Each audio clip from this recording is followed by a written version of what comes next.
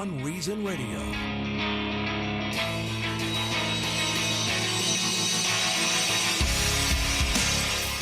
They're going to do it again, Tom Benson. They're trying to do it again. Well, they should have their little hands slapped. Thank you. They should. Here's a headline from Bloomberg opinion piece by Noah Smith. The U.S. is on the verge of lockdown 2.0. Telling you, they want to do it again. They are desperate to lock down the economy again. He talks about the fact that cases have gone up, and they have gone up. Deaths have gone up, unfortunately. Is it anything like New York saw during its peak? Is it anything like Italy saw during its peak? Is it anything like China really saw during its peak? No, it's not. We've learned to handle it. He says the key to restarting the recovery, therefore, is to suppress the virus. For cities and states where the epidemic has subsided, the best tools for preventing new outbreaks are universal mask usage, testing, blah, blah, blah. Then he blasts Trump, like they always do. And for states such as Texas, Florida, and Arizona that have been overwhelmed with new infections, this approach, although still useful, won't be enough. Now, the hospitals are working hard, but they're not overwhelmed. They're not overwhelmed to the point where we have to lock down. It's just not true. It says new lockdowns of some sort are going to be necessary. Some cities are already considering a return to stringent stay-at-home orders of the type used in the spring. Those lockdowns probably didn't hurt the economy any more than the virus itself. Are you kidding me? Tell that to New York City. Are you kidding me? Come on. These are serious people, Tom Benson, apparently. But this time things might be different because fear of the virus is less intense than in March. Blatant lockdowns that were superfluous last time might curtail the economy now. Thank you. It says, in addition, psychological stress from prolonged isolation might be fueling social unrest. Well, duh. It was something we warned about. Fortunately, we understand much more about the virus than we did 4 months ago. This is the part where I actually agree with him. And what we've learned can help us design new lockdown policies that are much less restrictive and just as effective as the old ones. Outside activities seem to be much less dangerous than inside ones, and brief contact is considerably less risky than prolonged contact, something I talked about before anyone. The most dangerous activities are places where people are talking loudly in a crowded indoor setting for a long time, bars, parties, concert, indoor sporting events, indoor religious services, and so on. Offices, gym, hair salons, and indoor restaurants are somewhat dangerous. New lockdowns, therefore, should focus on banning the highest risk activities. But this is what he says. Bars, clubs, and other drinking establishments should be closed through the end of the year. Through the end of the year? This will hit local businesses hard, so Congress should create a bailout fund specifically for bars and similar establishments. Similarly, indoor sporting, music, and theater should be halted for the duration of the epidemic. And companies, I don't know. Go on for years. And companies that rely on these should be bailed out accordingly. Of course. These bailouts are not a permanent solution. Through the end of the year. Told you. They want to do this. But if you suggest maybe a different approach, you just want people to die, Tom Benson. You're not compassionate. You just want grandma to die. I forgot the city, but I saw a headline where the bars and restaurants were going to maybe somebody proposed that they close at 10 o'clock as opposed to 1 o'clock or 2 o'clock in the morning. Kind of a novel idea. Yeah, or do more things outside. Yeah. There's things that you can do, but close down till the end of the year is what that guy says. It is Beyond Reason. There you go. This is Beyond Reason Radio. I am your host, Michael Yaffee, the voice of reason, the voice of truth in a world that is beyond reason. We're on till 8 p.m. tonight, once again, here on News Radio WFLA Orlando. We have more reach than any other news talk station in the area. Is that right? Yes, oh, yes. That's right. That yes. is right. If you're in the northern metro Orlando area, you can get us on 94.1. Southern area, 93.1 at both FMs. And you can get us pretty much anywhere on 540 AM and anywhere in the world on the iHeartRadio app And by the way, you can listen to the show anytime you want on the podcast. Just download the iHeartRadio app and search Beyond Reason Radio. Listen anytime you want. So it's good. And Tom Benson is always here producing for me, and he's here once again. How are you? I have my iPod under my pillow in my bed so I can listen to Yaffee as I fall asleep. Thanks. I don't. It's because my voice is so comforting. That's right. The truth comforts you to sleep. That's right. Don't smile at me while you say that. Okay, so there's a lot we have to get to on the show. The first thing I must talk about, though, and I posted about this on Facebook. You can find me on Facebook, search Michael Yaffee, like the Beyond Reason Radio Facebook page. It has to do with the fact that President Trump is sending federal agents to Chicago and other cities amid the spike in violent crime. Now, the post that I talked about earlier today, and I talked about it yesterday, actually, it doesn't have to do with this. It has to do with federal agents, Department of Homeland Security, being in Portland, protecting federal property. And you see the left going nuts. Bonkers. They're bonkers. I have never seen such irresponsible rhetoric. Well, I don't know, never seen. It's 2020. I've seen a lot of it lately on both sides, frankly. But I've seen a lot of irresponsible rhetoric when it comes to the fact that federal law enforcement agents are legally arresting lawbreakers in Portland who are causing lots of problem. And some reason they're saying it's Gestapo and all of this stuff. Oh, sure. It's ridiculous. Let me just point out again, I'll point it out later, these officers are not there to just arrest random protesters. They are not there to set up some kind of intimidation force so Trump can get reelected. They are not there as a trial run for some kind of coup by Trump. They are there to protect federal property. This is totally legal and really not controversial. The reason why they're in unmarked cars is so they aren't put in danger by mobs of people. And this happens all the time. New York City, you had the opposite where cop cars were targeted. Sure. The officers that are involved in these arrests are clearly marked as policed.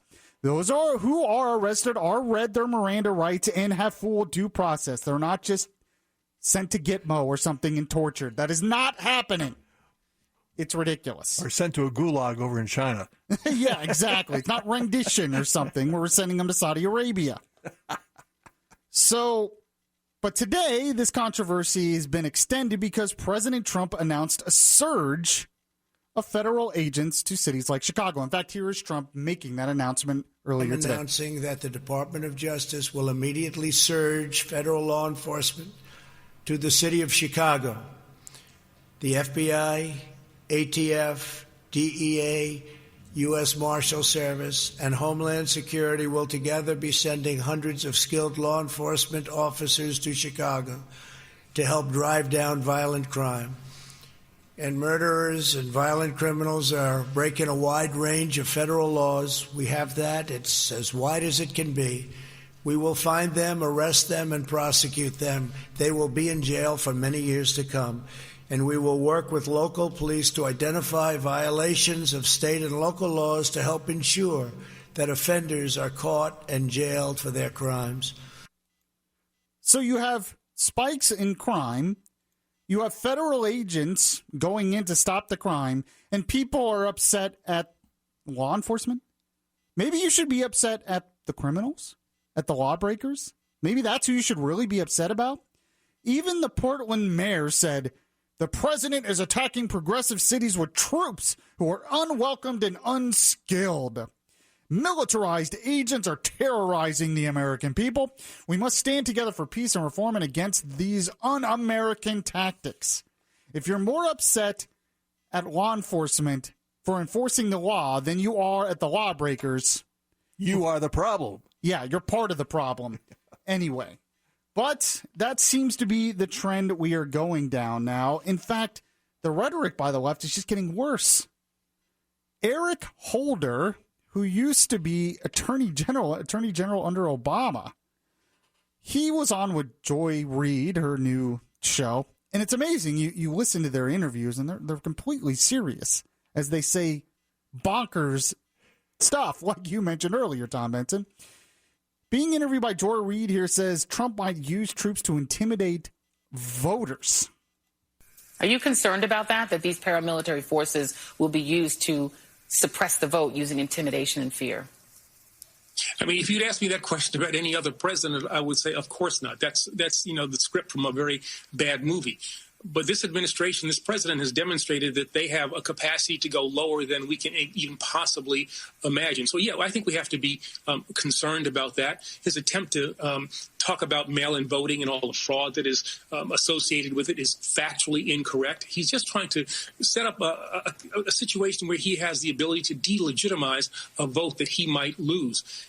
I don't want to hear the left talk about delegitimizing votes anymore. After what I've heard in the past few years from the likes of Stacey Abrams, Andrew Gillum, and even Hillary Clinton, I don't want to hear this anymore from them because it's stupid. This whole thing is stupid. And it's not just him. Joe Biden came out and blasted Trump for, of course, enforcing the law. And Secretary of Homeland Security, Chad Wolf, was on Martha McCallum's show yesterday, kind of responding to Biden's comments over what's going on in Portland. Here's the exchange. So Joe Biden said late today about the actions of the DHS in Portland that officers without clearly defined mandate or authority are brutally attacking peaceful protesters. What would you say to him about that? I would say that's an absolutely absurd statement. We have clear authority. We outlined that on several occasions. Federal Protective Service, part of the Department of Homeland Security, protects over 9,000, almost 9,000 federal facilities across the country. They do that in Portland. Portland is the only city that we have this radical violence night after night. We're on our 52nd night of violence against that courthouse, against other federal facilities and federal law enforcement officers. And I would say we don't have this issue anywhere else because we have local officials and local law enforcement working with us to protect our facilities. Yeah. Portland is different, and we're having to respond differently because of that. So, again, I would say work with us. We can quell this violence. We can bring this to a peaceful conclusion and allow those peaceful protesters who want to protest peacefully to do that. When it crosses the line into violence, that's when we have to take a stand. Yeah. Oh, doesn't he just sound like a Gestapo leader, Tom Benson? Did you hear that? His Gestapo troops out there just arresting protesters because they disagree with Trump. I could just imagine he had a black suit on. I mean, come on. Everything he said there is completely reasonable, completely within the law. We all know this. The people that are blasting Trump, blasting Republicans, blasting people like me, calling me fascist because I'm supporting this, are just being disingenuous on what is actually going on.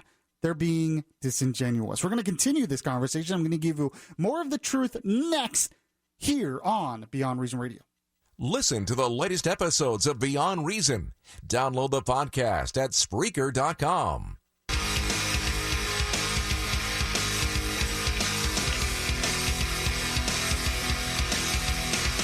This is Smart Talk Radio. Beyond Reason Radio continues now. So I was just scrolling through Twitter just now. Apparently, Mayor Bill de Blasio says he will take legal action if the president dispatches federal forces in New York City. And good luck. What can he do? There's nothing he can do. Come on. If the Trump administration tries to send federal law enforcement in, we will see them in court and we will beat them in court. This has turned into a political game. These people are not serious. They know this stuff happens all the time. How do you think they beat the mafia in New York? Do you think they just did it all on the local level? Come on. It was the FBI. It was the federal government getting involved. It was the Untouchables, Elliot Ness and his crew. I mean, come on. I just can't believe these people are serious. You know, some conservatives, actually, I can't believe they're serious. Eric Erickson tweeted this out today. He says, I continue to be opposed to the federal government sending personnel to help local law enforcement crack down on crime.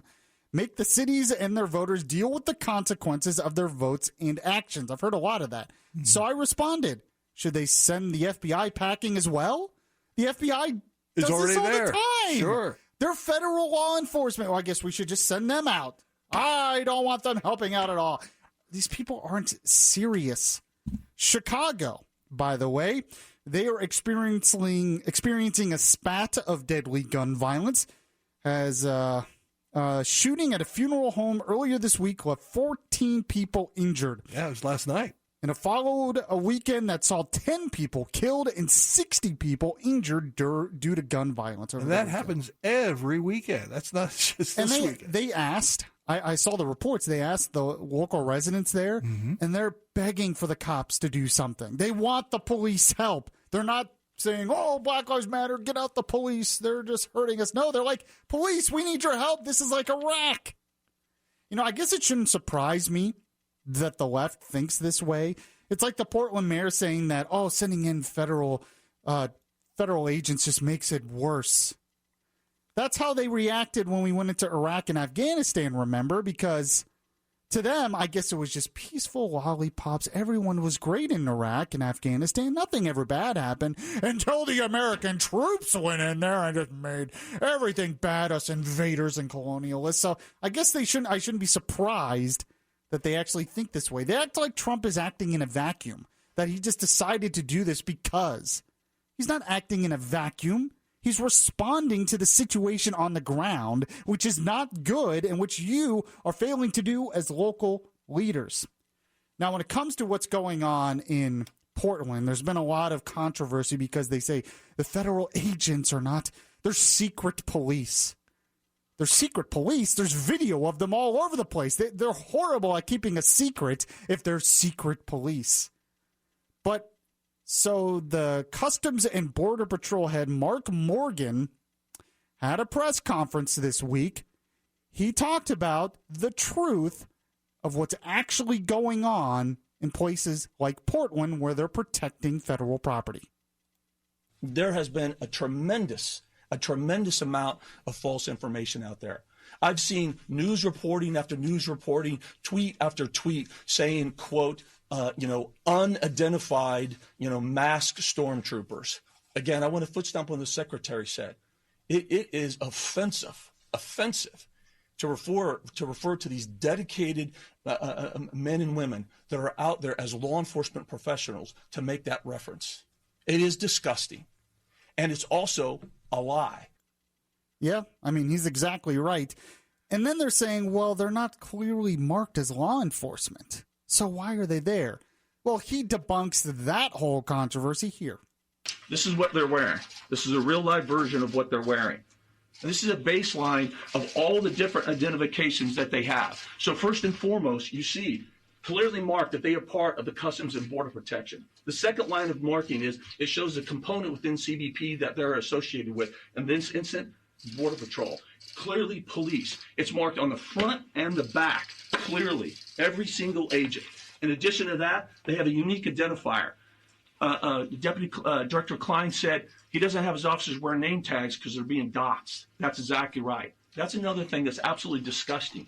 So they're not only jeopardizing the lives of the agents, but they're also jeopardizing the lives of their families as they're putting out their home information and they're suggesting that individuals go to their homes. I mean, you can see the badges on their uniforms that say police.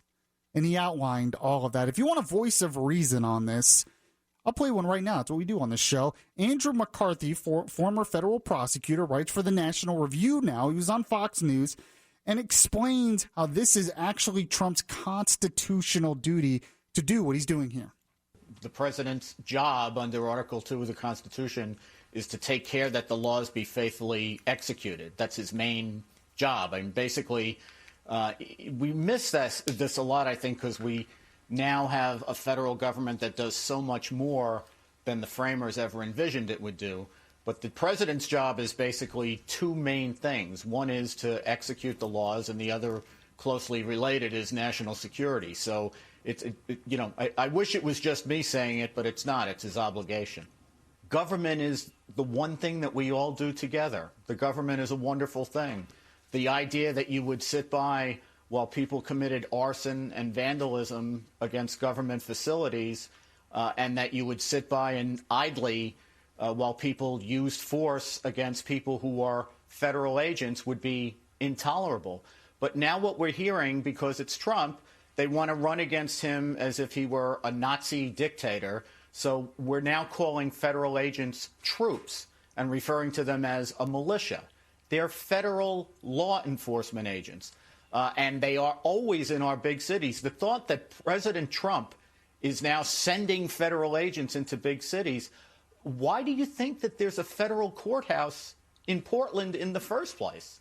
You know, in every big city in the United States, we have field offices of every federal law enforcement agency, particularly the FBI. Right. Every one of them has at least one United States Attorney's Office. Every one of them has at least one federal courthouse, because that's where federal law gets enforced.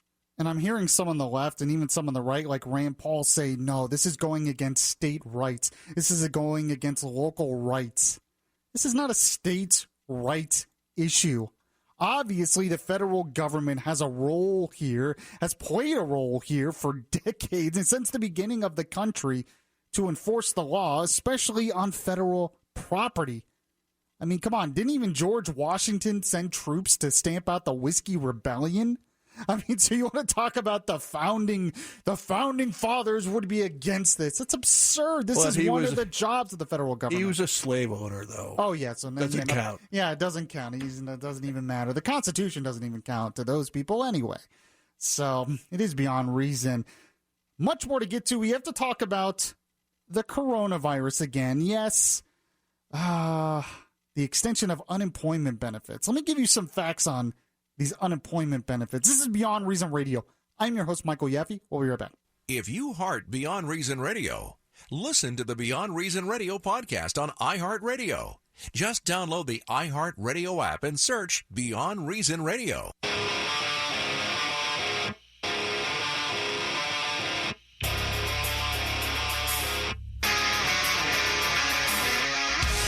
The voice of reason in a world that is beyond reason is back now. Welcome back to the show, everyone. This is Beyond Reason Radio. We're on Facebook Live as well. You can like the Beyond Reason Radio Facebook page or find me or the WFLA Orlando Facebook page. So coronavirus is still in the news, and it's especially in the news, especially has to do with what's going on Capitol Hill, because the Senate is trying to put together another round of coronavirus relief. Now, there's a lot of controversy over this because some Republicans don't want to extend these unemployment benefits. Now, what am I talking about? I'm not talking about general unemployment benefits that we've always had. No, as a part of the last coronavirus relief bill, those on unemployment who are getting benefits are getting an additional $600 per week. That means a lot of them are getting around $900 a week indefinitely, because it no longer counts. You used to have to, when you were on unemployment before, you had to prove that you were looking for a job. Now they got rid of that because of the virus, so they're basically getting $900 a week for not working. That's close. Not quite, but close to $4,000 a month. That means that your humble host here, if I got fired from WFLA or furloughed, I would be making more on unemployment than I would by continuing to do my job. See you around. And I know people that this is happening to, that people that don't need that kind of money who get unemployment. And a lot of the people who are getting that money they're making a lot more on unemployment, like I just said. They were low-income people working in restaurants, bars, whatever. And now they don't want to go back to work. Why would they want to go back to work? They get more on unemployment. And those business owners, they try to encourage them back, but you can only pay them so much without going out of business. Come on. Now, I understand that the virus is a concern in all of that. Well, let's go over the story here from Fox Business. Senate Republicans are struggling to devise another coronavirus package, with key conservatives raising alarm about more spending, while millions of unemployed Americans are hanging in the balance with their additional $600 per week in federal aid poised to expire at the end of the month. Senate Majority Leader Mitch McConnell said he will unveil a coronavirus bill in the coming days that will focus on reopening schools, jobs, and health care. But like I said, there's deep dissent on the GOP side of the aisle. They are united in what they oppose, namely the House's $3 trillion coronavirus legislation. But the White House and Senate Republicans are not clear on what they want. Now, I'll tell you, a lot of Republicans probably support continuing the extension of unemployment, $600 extra a week. Mm-hmm. Want to know why that is? Because they're hoping that when this pandemic passes, that'll be sort of a stimulus package, that all these people will have extra money because they're not spending it. They're not going anywhere. They're staying at home. Sure. So they have all this extra money. They're hoping that it'll be kind of like a stimulus to the economy.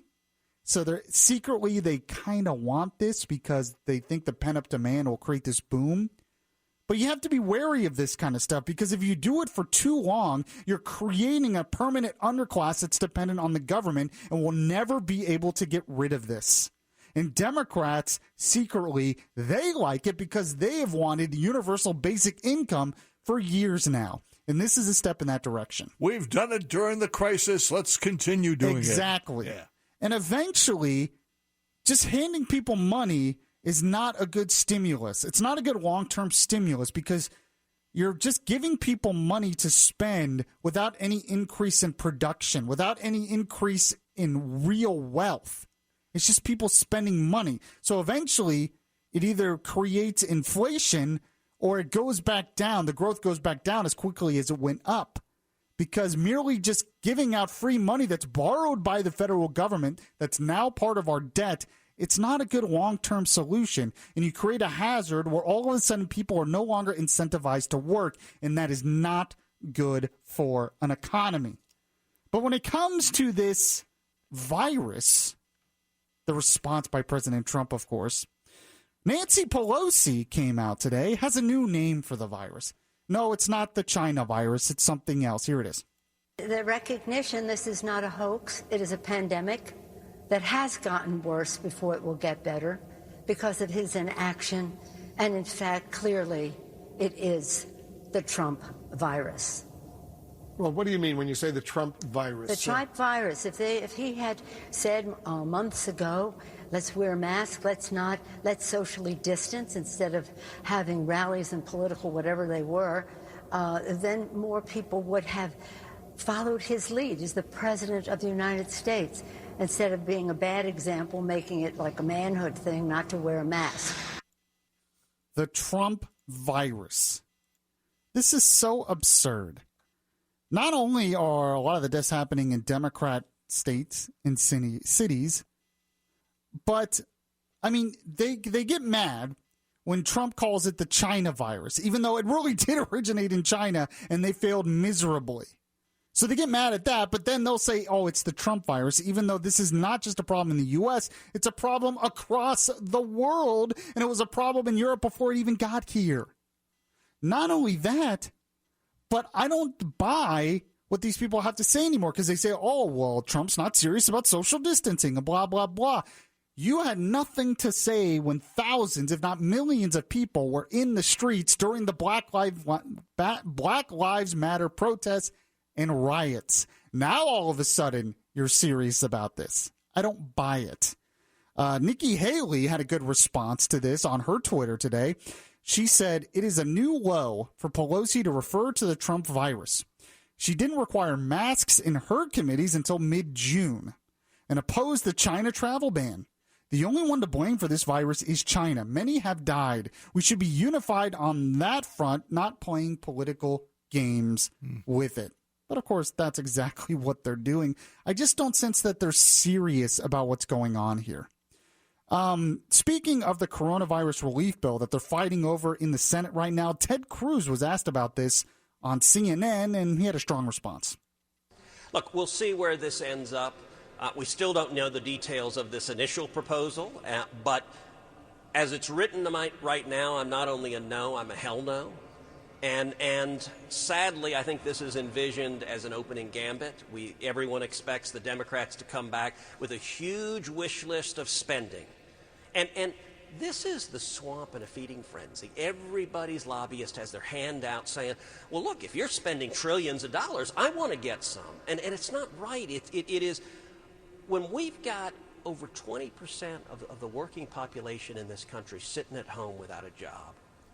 Our focus should be on just 6 months ago, we were in an historic economic boom. We had the lowest unemployment in 50 years. And due to this pandemic that escaped from communist China due to their cover-up, 40 million Americans are hurting right now. We need to have our priority getting them back to work and getting them able to provide for their family. So he said he's not only a no, but a hell no. Completely understandable.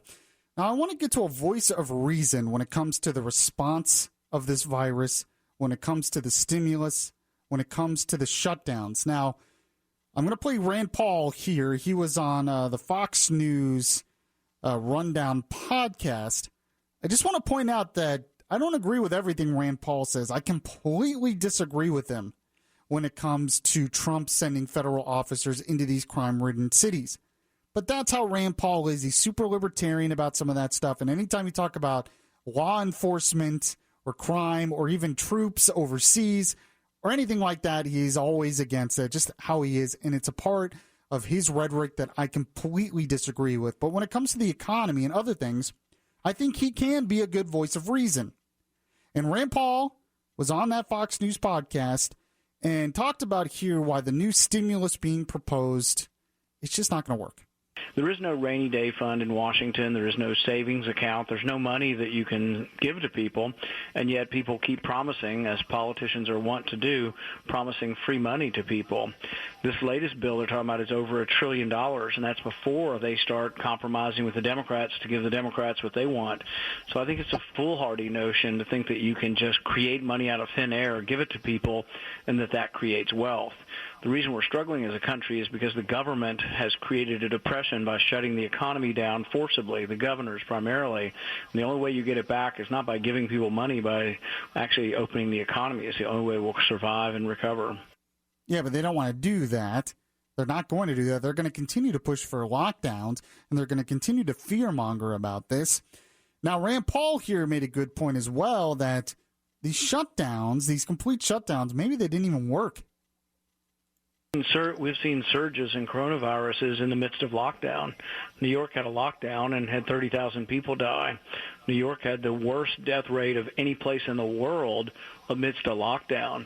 So perhaps the lockdown didn't do any good, and perhaps the lockdown killed our economy but didn't do anything to stem the tide of the virus. So I see nothing to be admired in New York's lockdown. I see, a mountain of people who died, particularly in the nursing homes. But I don't think the lockdown did them any good. I think it killed the economy, but didn't do any good for trying to contain the virus. By the way, he has some credibility on this because he actually had the virus. He tested positive and got through the virus just fine himself. But he's right there. New York had lockdowns. California had lockdowns. Miami had lockdowns. They are still struggling with the virus even though they had the lockdowns.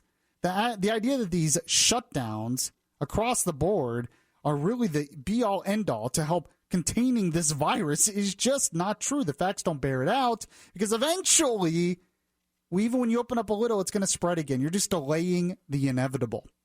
Now, he says here his idea on how we should have responded to the virus in the first place. I think that each individual needs to assess their own risks with regard to the virus. For those under 18, the risk of mortality is about 1 in a million or a little bit less. For those ages 18 to 45, it's about 10 out of 100,000 is the mortality rate. So really, we need to put it in context. Under age 45, this disease we're looking at is less dangerous than the seasonal flu. Above age 45, it's more dangerous than the seasonal flu. If you're in your 80s and you're in a nursing home, we need to do all kinds of things to try to protect you. But I don't think that involves shutting down the economy. I think that involves other precautions. We typically have among us tens of thousands of people who are on chemotherapy, but we don't tell the whole country to wear masks because you might give a virus to people who are on chemotherapy. What we do is people on chemotherapy try to be very cautious to stay away from children with infectious diseases or others who might transmit it, but we don't shut the entire economy down, even though there are tens, if not hundreds of thousands of people with depressed immune systems. Very interesting. Imagine if we were actually adults about this and we had a targeted approach to help the vulnerable, to help make sure that those who are vulnerable, those who have pre-existing conditions, those that are elderly, don't get affected by the virus, while not freaking out the rest of the population and just shutting down the economy and making millions of people unemployed. Now, one thing I would disagree with on Rand Paul is I'm not against some of the things. I'm not against, employees wearing masks at restaurants or grocery stores. I'm not against them putting up the plexiglass. I'm not against hand sanitizer, washing your. I'm not against all of that stuff. I think some mitigation is okay in the general population, but we went way too far, and we thought that was just going to work, but it didn't work. We still have an increase of cases unless you shut down indefinitely until there's a vaccine, which is completely unrealistic. Now, he shed some truth here, which is very interesting, about what actually went on in New York, especially New York City. Everyone is praising Governor Cuomo for his response. He's the savior of New York. But Rand Paul disagrees. So I think we've made a big mistake in the lockdown. We've crippled the economy, but I don't know that we've done much to the virus. I think the virus actually is going to get to the point of some level of immunity in the southern states before it abates, and I think that's what happened in New York. The interesting story that most people aren't reporting is that New York's doesn't have many deaths at this point and doesn't have many new cases. And people say, oh, that's because Governor Cuomo is such a great governor. No, it probably has nothing to do with him. I think it has to do with it. New York City in particular has now achieved a level of immunity that there is somewhat of a tamponading of the virus because of the level of immunity. Same's happening in Stockholm. Same's happening in probably northern Italy, where a huge number of people have gotten it, and the virus has run its course and probably won't come back in as significant a fashion as it did the first time. I mean, he's exactly right there. You had sort of a herd immunity. Thousands of people died. I'm not saying herd immunity should be our goal necessarily in all of the population, because you don't want 33,000 people to die in Florida. But to criticize DeSantis, saying, oh, now we're the new epicenter, it's all DeSantis' fault, we're just like New York, is unrealistic. We're not even to 5,000 deaths yet, and New York had 32,000. So it's not a comparison. It's concerning, but the hospitals are not overwhelmed. And I think DeSantis, he's reluctant to do all these shutdowns because he's reluctant to take away your freedom, and I think that's a good thing. I have to get to a local story here out of Central Florida that's pretty disturbing, but it points out something that I've talked about before, and we'll get to that next. This is Beyond Reason Radio. I'm your host, Michael Yaffee. We'll be right back. Download the iHeart Radio app and catch the Beyond Reason Radio podcast.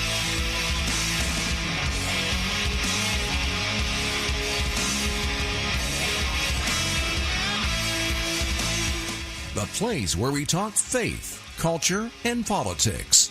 Beyond Reason Radio continues.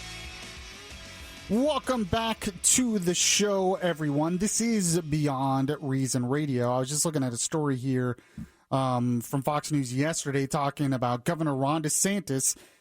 He defended the state's hospital and intensive care unit capacity earlier this week, saying recent criticism has been inaccurate.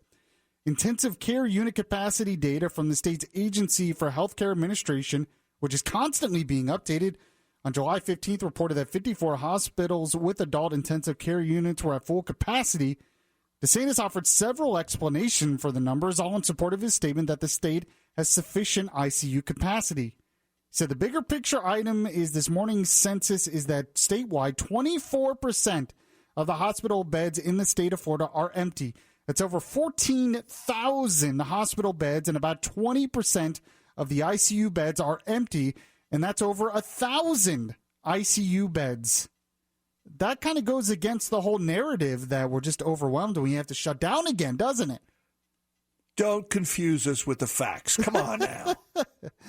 Oh, man. He says, in Miami-Dade, for example, which is obviously seeing the most hospital admissions in the state of Florida, they have almost 18% of their beds available, which is about 1,500 beds as of earlier this week, and they have 15% of the ICU beds available. Interesting when you actually go through the facts. Now, I wanted to go over this horrible story out of Polk County where these three young men were just brutally murdered.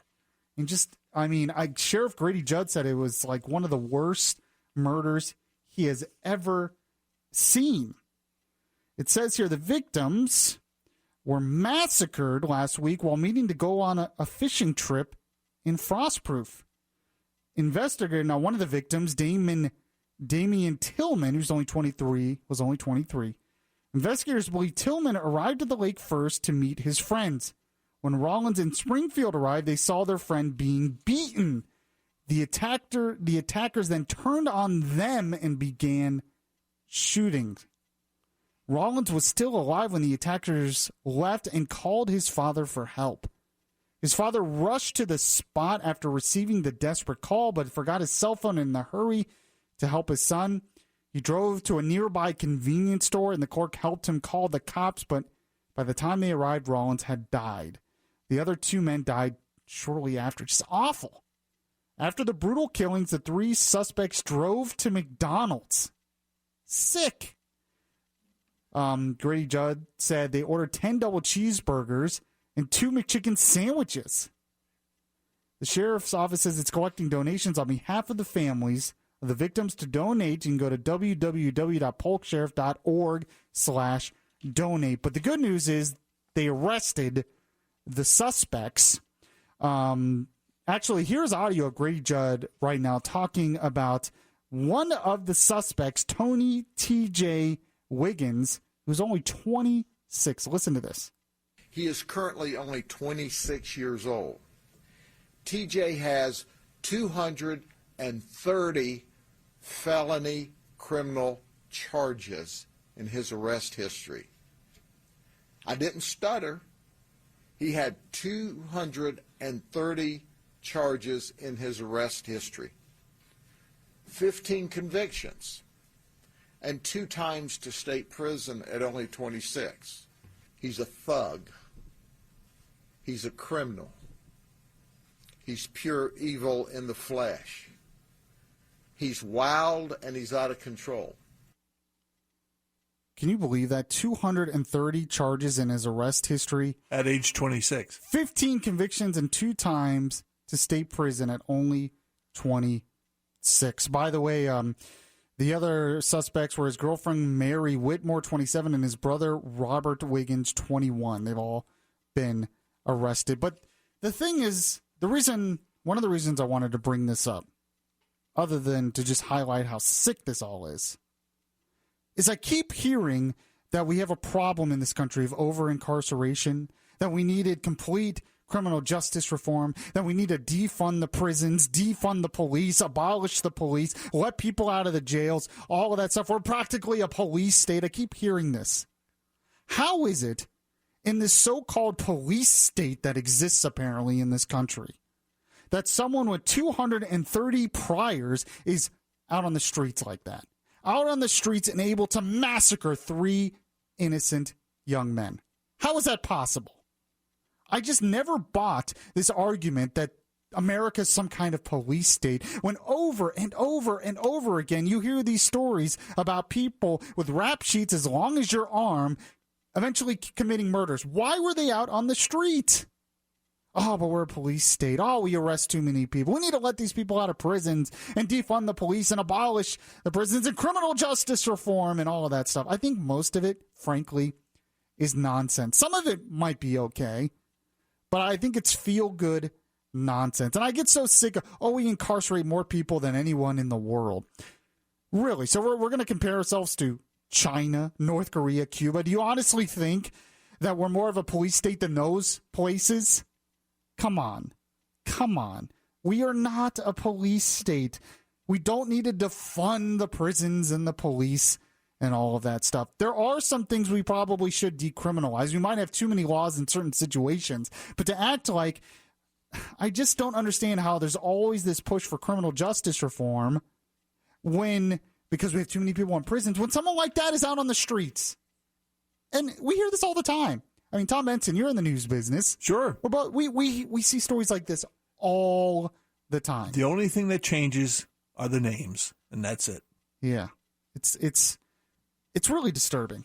I think. So, I mean, if we're going to talk criminal justice reform, we need to make sure that these people stay behind bars. So they're not, killing innocent people just wanting to go on a fishing trip. It's just sick. So Grady Judd, though, doing a good job responding to it. Appreciate you listening to the show. If you missed any of the show, you can catch the podcast anywhere podcasts are available, including the iHeart Radio app. By the way, I'll be back on tomorrow, same time, Thursday at 7 p.m., another edition of Beyond Reason Radio. By the way, I'm hosting Good Morning Orlando Friday morning and all of next week as well. I'll post a podcast of that. You can find me on Facebook, find me on Twitter, find me on Instagram, all the good places. And, tell your friends as well. That'd be a good idea. And I'll catch you guys next time.